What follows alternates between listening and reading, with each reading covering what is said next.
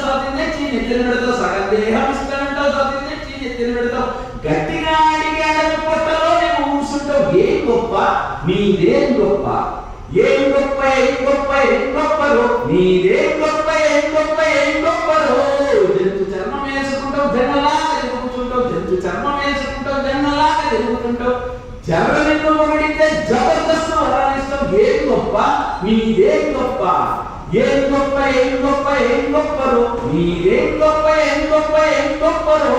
విషం కూడా తింటానంటావు, వేరలా మసలుతుంటావు, విషం కూడా తింటానంటావు, వేరలా మసలుతుంటావు, శివమెత్తిన నిన్నులందరి శుభము వేసుకుంటావు. ఏం గొప్ప నీదేం గొప్ప, ఏం గొప్ప ఏం గొప్ప ఏం గొప్పరో నీదేం గొప్ప ఏం గొప్ప ఏం గొప్పరో.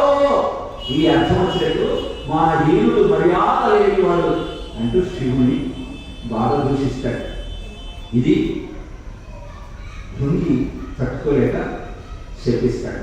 అది ఆ కారణంతో మీకు తెలిసిందే. సమయంతో మనం ముందరికి వెళ్ళాం. అనంతరం వీళ్ళు ఇంత తిట్టుకుంటున్నా కూడా శివుడేం పట్టించుకోవాలి. నిజానికి మనకు ఒక సందేహం వస్తుంది.